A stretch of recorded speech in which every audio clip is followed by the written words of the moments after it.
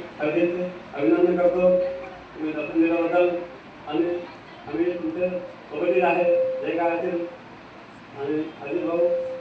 हे माताचा सत्कार करणार नाव देईल आज माईक बंद आज जयंती आहे आपल्या या सिकंदर वस्तीमध्ये आपल्या 555 आज जयंतीच्या निमित्तानं उत्सव साजरी होत आहे. आपल्या सगळ्या बंधूंना